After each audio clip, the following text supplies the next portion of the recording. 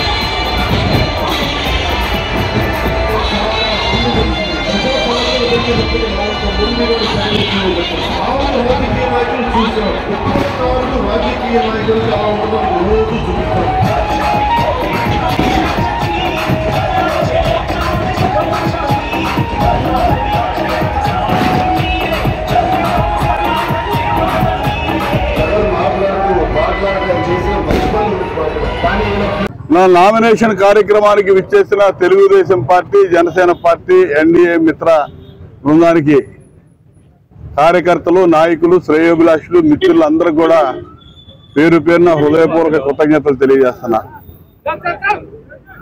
4వసారి చంద్రబాబు నాయుడు గారి ఆశీస్సులతో వేమూరు శాసనసభ అభ్యర్థిగా, తెలుగుదేశం పార్టీ అభ్యర్థిగా పోటీ చేయబోతా ఉన్నాను. ఇప్పుడు తెలుగుదేశం పార్టీకి మరి జనసేన పార్టీ పవన్ కళ్యాణ్ గారి నేతృత్వం వారు ఆలోచిస్తాం. గత 3 సార్లు నామ దాఖలు చేశాను, ఇది 4వసారి. ఒకదాన్ని ఒకటి మరి నా దగ్గర అధికారం లేదు, కానీ కార్యకర్త అండదండలు, నాయకుల యొక్క ఆశ స్పష్టపడ్డాయి. ఈ రోజు ఇవాళ ఒక నామినేషన్ దాఖలు చేస్తున్నానండి, ఒకట చెప్తే ఇవాళ ఎంతమంది జనం వచ్చారో మరి నాకైతే వర్ణించడానికి మరి మాటలు సరిపోవట్లేదు. అంతమంది ఈరోజు అటెండ్ అయ్యి నాకు ఆశీస్సులు అందజేస్తున్నందుకు వారందరికి కూడా ఏ విధంగా రుణం తీర్చుకోవాలో అర్థం కావట్లేదు. అందరికీ పేరు పేరున ధన్యవాదాలు తెలియజేస్తున్నాను. 21 రోజులు ఇక ఎన్నికలు ఉన్నాయి. 5 సంవత్సరాలు జగన్మోహన్ రెడ్డి పరిపాలనలో రాష్ట్రం సర్వనాశనం అయింది. ప్రతి నియోజకవర్గంలో తెలుగుదేశం పార్టీ కార్యకర్తలు కానీ, జనసేన పార్టీ కార్యకర్తలు ప్రజాస్వామ్యంలో చవి చూడనటువంటి కష్టాలు చవి చూసాం. ప్రజాస్వామ్యం, రాజ్యాంగం జగన్మోహన్ రెడ్డి పరిపాలనలో నిట్ట నిలువున పాతరేయబడింది ఆంధ్రప్రదేశ్ రాష్ట్రంలో. ఇలా ప్రజాస్వామ్యాన్ని బతికించుకోవాలి, రాజ్యాంగాన్ని రక్షించుకోవాల్సిన బాధ్యత ఇలా చంద్రబాబు నాయుడు గారు, పవన్ కళ్యాణ్ గారు వాళ్ళ భుజాల మీదకి ఎత్తుకొని ఈ రోజున అనేక రకాలుగా కష్టపడతా ఉన్నారు.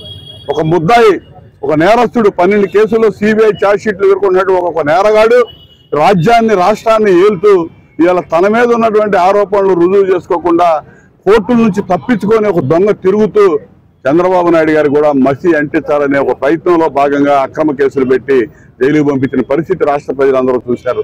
చంద్రబాబు నాయుడు గారికి ఏమి కాదు, తెలుగుదేశం పార్టీకి ఏం కాదు, జనసేన పార్టీకి ఏం కాదు, కానీ ప్రజలు ఆలోచిస్తూ ఉన్నారు. రాష్ట్రం ఏమైపోతా ఉంది, రాష్ట్రం సర్వనాశనం అయిపోతా ఉంది. వెనక్కి ఒక్క ఛాన్స్ అని చెప్పి ఒక ఛాన్స్ అప్పచెప్తే ఇవాళ రాష్ట్రాన్ని ఎటు తీసుకుపోయాడు అర్థం కావట్లా. మద్యపాన నిషేధం చేస్తానని చెప్పి మద్యం వ్యాపారం చేసి లక్షల కోట్లు దండుకుంటా ఉన్నాడు ముఖ్యమంత్రి. ఒక ముఖ్యమంత్రి స్వయాన మద్యం వ్యాపారం చేస్తున్నటువంటి పరిస్థితి భారతదేశంలో ఎక్కడా కూడా లేదు, మన రాష్ట్రంలోనే చూస్తా ఉన్నాం. ఇసుక చంద్రబాబు నాయుడు గారి హయాంలో ఉచితంగా ఇచ్చినటువంటి ఇసుకని ఇవాళ వేల కోట్ల రూపాయలు అడ్డగోలుగా దోపిడీ చేసి ఇసుక బకాసడులాగా మేస్తూ వేల కోట్ల రూపాయలు ఇసుక కుంభకోణంలో దోచినటువంటి వ్యక్తి జగన్మోహన్ రెడ్డి. పేద ప్రజలు కానీ అందరినీ ఎడం చేత్తో ఇచ్చి కుడి చేత్తో లాగేసి నిత్యావసర వస్తువుల ధరలు ఆకాశాన్ని అంటుతా ఉన్నాయి ఈ రాష్ట్రంలో అని చెప్పి తెలియజేస్తా ఉన్నా. మద్యపాన నిషేధం చేస్తానన్న వ్యక్తి మద్యపాన నిషేధం కాదు, ఇందాక చెప్పినట్టుగా మద్య వ్యాపారం చేస్తూ గంజాయికి కూడా ఇవాళ యువతని బానిసలు చేసి రాష్ట్రంలో ఉన్నటువంటి యువతకి భవిష్యత్తు లేకుండా చేసినటువంటి వ్యక్తి జగన్మోహన్ రెడ్డి. ఇవాళ యువతరం భవిష్యత్తు కావాలి, రాష్ట్రానికి భవిష్యత్తు కావాలి. రాష్ట్రం విడిపోయిన ఆంధ్రప్రదేశ్ రాష్ట్రం అనేక కష్టాల్లో ఉంది. అటువంటి పరిస్థితులు అధికారంలోకి వచ్చినటువంటి చంద్రబాబు నాయుడు గారు పోలవరం నిర్మాణం 72% పూర్తి చేశాం. ఈ రాష్ట్రానికి జీవనాడిగా ఉండాల్సినటువంటి పోలవరం 72% పూర్తి అయినటువంటి పోలవరాన్ని నిట్ట నిలువున చంపేశాడు జగన్మోహన్ రెడ్డి.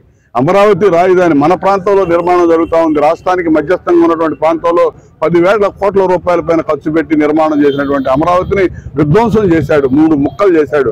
రాష్ట్ర ప్రజలు కానీ పిల్లలు విద్యార్థులు ఈ రాష్ట్రానికి రాజధాని ఏదంటే లేదు అని చెప్పుకునే దుస్థితికి రాష్ట్రాన్ని నెట్టేసినటువంటి దగులుబాజీ ముఖ్యమంత్రి రాష్ట్రాన్ని పరిపాలన చేస్తా ఉన్నాడు. ఇలా డ్రామాలు నాటకాలు ఆడుతా ఉన్నాడు. గత ఎన్నికల ముందు కోడికత్తి డ్రామా ఆడి పెద్ద రక్తి కట్టించాడు.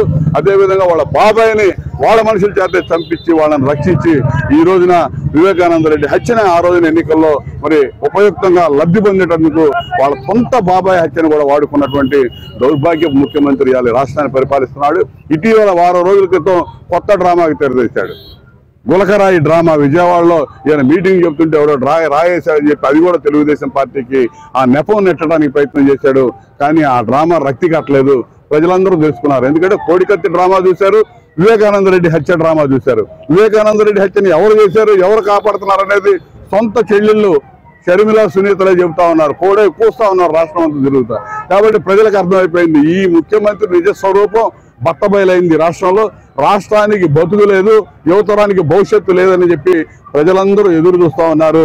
ఖచ్చితంగా ఈ 21 రోజులు మా కార్యకర్తలు తెలుగుదేశం పార్టీ జనసేన పార్టీ కార్యకర్తలు ఈ రోజు నామినేషన్కి ఏ విధంగా ఇచ్చేశారో ఇదే ఉత్సాహం ఉత్తేజాన్ని 20 రోజులు ఉంచి రెట్టించిన ఉత్సాహంతో ఎన్నికల వరకు వీళ్ళు చేసే దుశ్చర్యలన్నీ ఎదుర్కొని మరి ముందుకు పోయే దానిలో కొత్త కుంచెలై పనిచేస్తారని చెప్పి ఆశిస్తూ విచ్చేసిన ప్రతి ఒక్కరికి నా నామినేషన్ కార్యక్రమానికి విచ్చేసిన ప్రతి ఒక్కరికి పేరు పేరున హృదయపూర్వక ధన్యవాదాలు. తెలుగుదేశం పార్టీ జనసేన పార్టీ నాయకులకి కార్యకర్తలందరికీ పేరు పేరున కృతజ్ఞతలు తెలియజేస్తూ సెలవు తీసుకుంటా ఉన్నా.